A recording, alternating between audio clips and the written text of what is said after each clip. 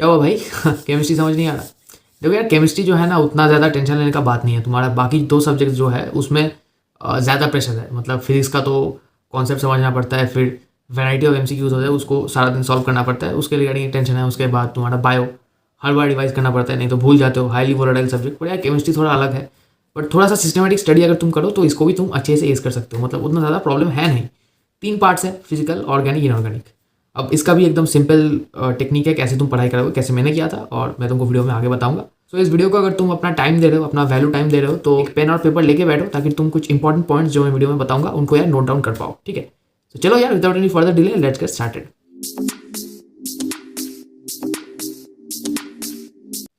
So hello everyone, this is Devankur Chakraborty, currently a first year medico at RG Kar Medical College Kolkata.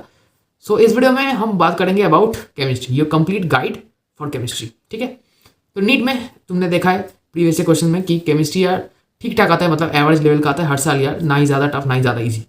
अब इसके regarding मैंने मेरे physical chemistry के notes, physical chemistry का एक फॉर्मूला लिस्ट मैंने बनाया था, ऑर्गेनिक केमिस्ट्री का नेम रिएक्शंस, कुछ study revision type of notes बनाया था। उसके बाद SPDF इन 4 ब्लॉक्स का नोट्स मैंने अपने टेलीग्राम चैनल पे ऐड कर दिया है। तुमको टेलीग्राम पे जाके सर्च करना है देवांकुर चक्रवर्ती नीट, तो इससे मेरा चैनल आ जाएगा और वहाँ पे तुम्हें ज्वाइन हो जाना है। ज्वाइन हो जाने के बाद लिंक्स में अगर तुम जाओगे तुमको सारे नोट्स मिल जाएंगे, उससे जाके तुम डाउनलोड कर लेना। अब देखो यार मेरे नोट्स है तो हो सकता है कि हैंड राइटिंग तुमको समझ में ना आए, यही एक अच्छे नोट्स की पहचान होती है। ठीक है, जो खुद स्टूडेंट को समझ आए। तो ये नोट्स इसलिए नहीं है कि तुम उससे कॉपी कर पाओ या just as it is note से पढ़ पाओ, बट कि तुम समझ पाओ कि कैसे मैंने बनाए थे और कैसा स्टडी पैटर्न मैंने फॉलो किया था। तो इसके रिगार्डिंग अगर तुम रिलेट करना चाहते हो तो वहाँ से तुम डाउनलोड कर सकते हो, लिंक पे डिस्क्रिप्शन में दे दूंगा। ठीक है, तो चलो यार स्टार्ट करते हैं। तो सबसे पहले हम कुछ चैप्टर्स को एलिमिनेट कर लेंगे। Hydrogen, environmental chemistry, chemistry on everyday life, surface chemistry, metallurgy और बायोमोलिक्यूल्स, पॉलीमर्स, ये जो 7 चैप्टर्स है, इन 7 चैप्टर्स को हम थोड़ा अलग तरीके से अप्रोच करेंगे। अभी हम इसको नहीं पढ़ेंगे, एग्जाम के यार 1-2 महीने पहले इसको हम लेके बैठेंगे। एनसीईआरटी का 2 से 3 बार हम जस्ट रीडिंग लगाएंगे और प्रीवियस ईयर क्वेश्चन सॉल्व करेंगे। ये जो 7 चैप्टर्स मैंने बताया, पॉलीमर्स, बायोमोलिक्यूल्स, हाइड्रोजन वगैरह, इनके लिए सिर्फ 2 चीज़, एनसीईआरटी 2 to 3 टाइम्स रिविजन और प्रीवियस ईयर क्वेश्चन सॉल्व। ये अगर तुम करते हो सारे क्वेश्चन तुम एग्जाम में क्लियरली अटेम्प्ट कर सकते हो। इसके रिगार्डिंग उतना ज़्यादा टेंशन लेने का बात नहीं है। इसके बाद हम चलते हैं फिजिकल केमिस्ट्री में। अब देखो फिजिकल केमिस्ट्री में वन थिंग, अब देखो फिजिकल केमिस्ट्री में सबसे इंपॉर्टेंट जो पहला चैप्टर है, बेसिक कॉन्सेप्ट ऑफ केमिस्ट्री, इस पर तुम्हारा ग्रिप होना चाहिए, क्योंकि इस चैप्टर के जो मेन कॉन्सेप्ट्स होंगे through out the chemistry use होंगे। सो इस चैप्टर को तुमको अच्छे से करना है। कोई भी अच्छे एडुकेटर का वीडियो देख लो यूट्यूब पे, उनसे यार लेक्चर सुन लो, या फिर तुम किसी कोचिंग में लेते हो वहाँ पे भी क्लास यार अच्छे से अटेंड करना, क्योंकि ये चैप्टर बहुत ज़्यादा इंपॉर्टेंट है। ये तुम्हारा बेस को मेंटेन करने के लिए हेल्प करेगा।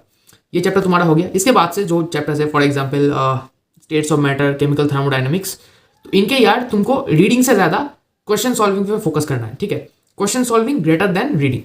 तुम जितना भी पढ़ लो theory, at the end of the day जो क्वेश्चन आने वाला है those are more numerical centric, तो ज़्यादा से ज़्यादा न्यूमेरिकल्स तुमको प्रैक्टिस करना है।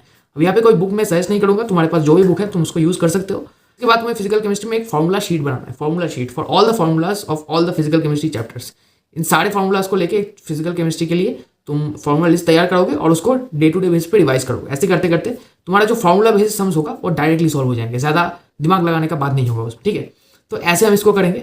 और अभी मैंने तुमको पैटर्न दिखाया, देखो कि पहला 5 लेक्चर्स और अटेंड द क्लास। पहले तुमको क्लास अटेंड करना है जो भी पढ़ाया जा रहा है टॉपिक, उसके बाद प्रीवियस ईयर क्वेश्चंस को सॉल्व करना है, फिर तुमको नोट्स या बुक्स पढ़ना है, जो नोट्स तुमने क्लास से लिए है या तुम्हारे पास पहले से है या जो बुक तुम फॉलो करते हो। उसके बाद तुमको क्वेश्चन बैंक सॉल्व करना है, पहले प्रीवियस ईयर क्वेश्चन, उसके बाद बुक्स पढ़ना है, उसके बाद क्वेश्चन बैंक सॉल्व करना है। ठीक है, और उस क्वेश्चन बैंक को सॉल्व करते समय जो भी मिस्टेक्स तुम्हारे होंगे उनके नोट डाउन करना है, उनको नोट डाउन करना है, उसके बाद फिर से बुक को रेफर करना है। तो ये मेनली पैटर्न तुम फॉलो करोगे फिजिकल केमिस्ट्री में, और ये सेम पैटर्न तुम्हारा ऑर्गेनिक, इनऑर्गेनिक में भी फॉलो होगा। Basically for the entire chemistry except those few chapters of hydrogen, polymers which I mentioned, this pattern has to be followed. ठीक है, सो ये हो गया तुम्हारा फिजिकल केमिस्ट्री। अब चलो बात करते हैं इनऑर्गेनिक। पहले हम इनऑर्गेनिक पे आएंगे। ठीक है, अब देखो इनऑर्गेनिक में सबसे ज्यादा जो इंपॉर्टेंट है that's chemical bonding. Chemical bonding के कॉन्सेप्ट यूज करके हर एक इनऑर्गेनिक के चैप्टर से क्वेश्चन बनाया जाता है, तो केमिकल बॉन्डिंग को अच्छे से करना यहाँ पे बहुत ज्यादा जरूरी है। ठीक है, अब कई लोग इसको फिजिकल में कंसीडर करते हैं, फिजिकल केमिस्ट्री में, बट मैं इस वीडियो के लिए इसको इनऑर्गेनिक केमिस्ट्री में कंसीडर कर रहा हूँ, केमिकल बॉन्डिंग चैप्टर को। अब केमिकल बॉन्डिंग में कुछ इंपॉर्टेंट कॉन्सेप्ट्स है, फॉर एग्जाम्पल हाइब्रिडाइजेशन, उसके बाद MOT, मॉलिक्यूलर ऑर्बिटल थ्योरी, ये जो कॉन्सेप्ट है इनको या तुमको अच्छे से करना है। प्रीवियस ईयर को अगर तुम अच्छे से देखो कि इससे रिलेटेड बहुत सारे क्वेश्चन है रिगार्डिंग द स्ट्रक्चर्स, जो कंपाउंड दिया गया है, कंपाउंड्स के वेरिएशंस, उसके आइसोमर्स, उनके या स्ट्रक्चर्स रिलेटेड क्वेश्चन भी प्रीवियस ईयर में आया है। और एक चीज़ मैं तुमको यहाँ पे बोलूँगा कि प्लीज़ यार avoid from using tricks. Trick से चीज़ों को याद मत रखो। ट्रिक अगर तुम यूज़ करते हो किसी भी पार्ट में तो इनिशियली तुमको याद रहेगा, मतलब जब तुम पहली बार किसी चैप्टर को पढ़ रहे हो इनिशियली, तब यार ट्रिक्स यूज़ मत करो।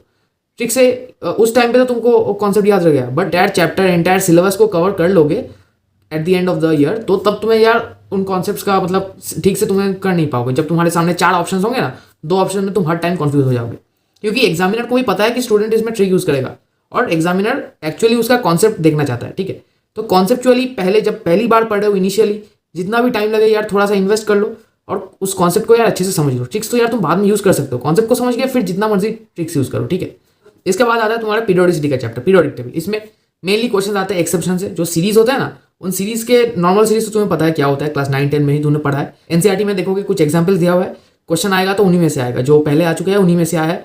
तो एनसीईआरटी के जो एक्सेप्शन है उनको यार ध्यान से पढ़ना। बाकी जो बाहर का कोई भी बुक है उनसे इस टॉपिक पे बाहर जाने का जरूरत नहीं है, क्योंकि जो एग्जाम्पल्स ऑफ एक्सेप्शंस एनसीईआरटी में प्रेजेंट है उन्हीं में से क्वेश्चन आएगा। तो ठीक है, इसके बाद चलो बात करते हैं regarding the SBD block chapters, इनमें से कैसे सवाल आते हैं। तुमने देखा होगा कि इनसे यार थोड़ा एग्जाम्पल बेस्ड आते हैं, कि एक क्वेश्चन दिया हुआ है उसमें 4 टाइप ऑफ एग्जाम्पल्स है, तुम्हें ऑड और आउट ऐसा करना है। तो इसलिए यार एनसीईआरटी को बार बार रीड करना यहाँ पे बहुत ज़्यादा इंपॉर्टेंट हो जाता है, क्योंकि क्वेश्चन यार इसी तरीके से आएंगे। ठीक है, एनसीईआरटी का एक लाइन पिक किया जाएगा, कुछ एग्जाम्पल्स दिए जाएंगे, कुछ एग्जाम्पल्स एनसीईआरटी के बाहर से दिए जाएंगे, वही तुम्हारा आंसर हो जाएगा रिगार्डिंग ऑड और आउट। सो ऐसा तुम देख सकते हो पेपर को, अगर तुम प्रीवियस ईयर सॉल्व करो कि इस टाइप ऑफ ट्रेंड फॉलो होता है नीट में। ठीक है, इसके बाद अगर तुम बुक्स की बात करो तो इनऑर्गेनिक में तो तुमको बाहर किसी बुक का रेफर करने का जरूरत नहीं है, you can refer only NCERT. Inorganic सिर्फ एनसीईआरटी तुम करो, दैट्स मोर देन एनफ। ठीक है, तो चलो हम आगे बात करते हैं regarding organic chemistry. Organic chemistry काफ़ी लोगों को इसमें थोड़ा दिक्कत होता है क्वेश्चन सॉल्व करने में। यहाँ पे मैं एक बात कहना चाहता हूँ, जो ऑर्डर मैंने पहले बताया था फिजिकल केमिस्ट्री में, सेम ऑर्डर तुम यहाँ पे फॉलो करोगे। पहले लेक्चर देखोगे, उसके बाद प्रीवियस ईयर क्वेश्चन सॉल्व करोगे, फिर बुक से नोट्स पढ़ोगे, फिर क्वेश्चन बैंक, फिर उसका मिस्टेक नोट डाउन, फिर रीडिंग करोगे। ठीक है, तो ये मेनली प्रोसीड्यूर होगा। अब यहाँ पे जो बेसिक चैप्टर्स है ऑर्गेनिक केमिस्ट्री के, GOC 1 GOC 2, उनको यार तुमको अच्छे से करना है। उनके जो बेसिक कॉन्सेप्ट्स है वही यूटिलाइज होंगे, जो बाद में चैप्टर्स है हाइड्रोकार्बन, एल्डिहाइड, इनमें सेम कॉन्सेप्ट यूज होंगे। तो GOC 1 GOC 2 में जो तुम्हारा plus I minus I effect है, उसके बाद plus E minus E effect है, बेंजीन रिंग के जो वेरिएशंस है, इनको यार अच्छे से करना है, इनको स्ट्रॉन्ग करके रख देना है एकदम। अब मैंने क्या किया था, एक एडिशनल कॉपी बनाया था, इसमें ये जो ऑर्डर थे ना, ऑर्डर स्टेबिलिटी का ऑर्डर, हाइपर कॉन्जुगेशन का ऑर्डर, कार्बोकैटायन का ऑर्डर, ये सब कुछ एकदम लिख लिया था। अब यार हर बार तो यार सब स्टेबिलिटी का ऑर्डर याद नहीं रहता था, तो जब मैं क्वेश्चन सॉल्व करता था एक बार देख लिया। तो यार ऐसे करते करते ये हो गया कि eight the end of the year वो ऑर्डर मेरे दिमाग में सेट हो गया। मैं एग्जाम में क्वेश्चन देखता और ऑप्शन देखता, उसको टिक करके चला जाता था। तो ये एक टेंडेंसी तुम्हारे साथ भी हो जाएगा। तो इस तरीके से अगर तुम इसको ऑर्डर का पीछे का लॉजिक भी समझना, कई ऑर्डर्स तुम देखोगे, तुम नॉर्मली सोचते हो हाँ ऑर्डर तो ये होना चाहिए, ये ज़्यादा स्टेबल कैसे होगा, उसके पीछे भी एक लॉजिक है। उस लॉजिक को यार अच्छे से ढूंढ निकालना, उस लॉजिक को पढ़ना। ठीक है, तो ये सब कुछ है कि तुमको ऑलवेज कॉन्सेप्ट पे ज़्यादा फोकस करना है, क्योंकि जैसे कि मैंने बताया इनिशियली तो अगर तुम ट्रिक यूज़ करके या नॉर्मली उसको रट के इनिशियली तुमको याद रह जाएगा, बट एग्जाम में जब किसी ऑर्गेनिक के रिएक्शन में इंटरमीडिएट के स्टेज पे वही सेम स्टेबिलिटी का कॉन्सेप्ट यूज होगा, तब तुम उसको नहीं पकड़ पाओगे, गलत किसी ऑप्शन को टिक करके आओगे। ठीक है, इसीलिए यार कॉन्सेप्ट को ऑलवेज तुम अपर हैंड यहाँ पे दो, इसको अच्छे से देखो। जो भी तुम्हारे फॉलो करते हो तुम, जो भी कोचिंग इंस्टीट्यूट या जो भी यूट्यूब चैनल, उनके नोट्स अच्छे से लो। मैं पर्सनली सर सुनील लेन को फॉलो करता था from BYS classes, you can just go and check it out.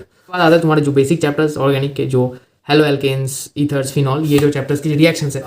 Mostly लोग क्या करते हैं कि सारे रिएक्शंस को याद करने की कोशिश करते हैं। पहला चीज़ यार, रिएक्शंस को तुमको याद नहीं करना है, रिएक्शन के पीछे का कॉन्सेप्ट समझना है कि रिएक्शन क्यों हो रहा है। ऐसे ही तो साइंटिस्ट किसी रिएक्शन नहीं करेगा, रिएक्शन का मतलब क्या है, रिएक्शन को क्यों करवाया जा रहा है। ठीक है, ऐसे करके रिलेट करके तुम पढ़ सकते हो। इसके बाद जो नेम रिएक्शंस है एनसीईआरटी से तुम उसको पढ़ो। अब एग्जाम में तो ऐसे सवाल नहीं आएगा कि this is the name reaction, this is the Franklin reaction, right the reaction, ऐसे नहीं आएगा। बट क्वेश्चन हमेशा नेम रिएक्शन से ही आते हैं।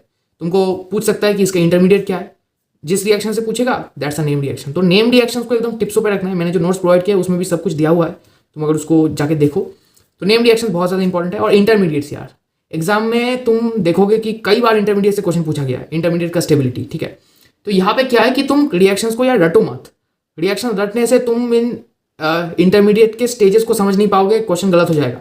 तो इंटरमीडिएट क्यों फॉर्म हो रहा है, कौन ज़्यादा स्टेबल है, कौन कम स्टेबल है, किस स्टेज पे जा रहा है, कौन सा बॉन्ड टूट रहा है, कौन सा बॉन्ड फॉर्म हो रहा है, ये सब कुछ बहुत ज़्यादा इंपॉर्टेंट है। इसमें भी यार थोड़ा सा टाइम एक्स्ट्रा लगता है तो दो, बट इन चीज़ों को अच्छे से समझो। कई लोग नहीं समझते, मैंने देखा है, खुद के मेरे दोस्त थे जो कहते थे अरे क्या होगा ये सब समझ के, just this is not a technique. जो जिन चीज़ों के लिए तुमको डीप तक जाना है, तुमको डीप तक जाना पड़ेगा।